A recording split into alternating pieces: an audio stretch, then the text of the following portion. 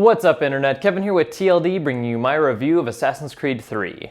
After 4 other main releases and a number of side games, the final installment of what was originally a trilogy is finally here, and it's time to see if it's been worth the 5-year wait for all of this build-up. At its core, Assassin's Creed 3 offers a very familiar experience for those of you that have played the series so far.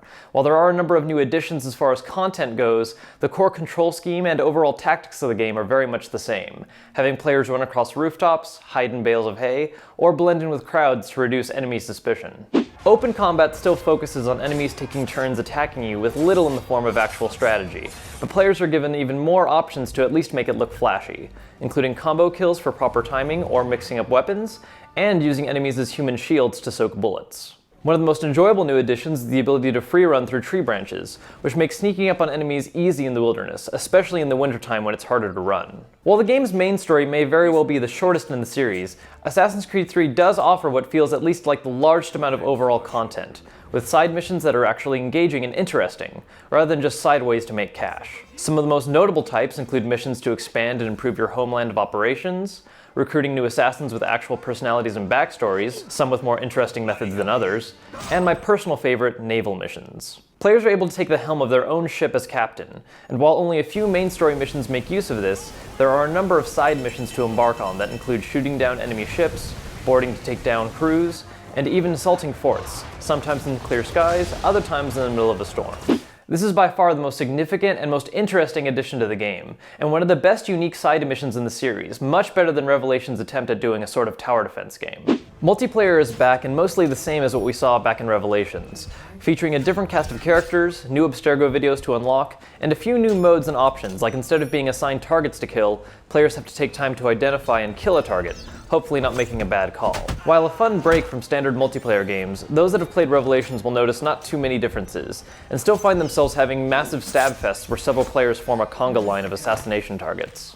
Now to cover some of the ugly bits about the game. While I don't want to go too in-depth on the actual storyline because this is the final entry of a big series a lot of people have been waiting for, I do want to make a few key points about it.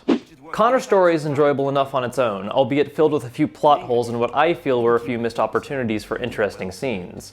But in the end, offers a satisfying experience. Not as grand as Ezio's adventures in 2, but definitely more intriguing than Altair's in the first game. Desmond's side of things, on the other hand, were, at least for me, a big letdown, with vague, anticlimactic events and, in my opinion, a poorly written and executed ending. It's not enough to sour the whole experience, but definitely leaves a bad taste at least after initially finishing the game. Furthermore, this is by far the buggiest Assassin's Creed game to date, at least out of the core series. On numerous occasions I've had random civilians literally pop out of existence in front of me, and I've also had guards react to alert statuses that were taking place before I reloaded a checkpoint. Also, on not once, but on 3 occasions my main weapon literally disappeared from my inventory in the middle of an important mission, so I'd be near the end of a mission about to kill a target and then have nothing but a hidden blade and a bow and arrow, and have to go to the nearest shop to have to re-equip it later. I'm also not a big fan of the game's attempt at an economic trade system, which first off feels clunky and more complicated than it needs to be, and at the same time completely unnecessary, as there's very little need to buy anything in the game outside of maybe a new weapon, and you can make more than enough money for that by just having your assassins complete missions in the background, or by opening and lockpicking random chests that you find in town.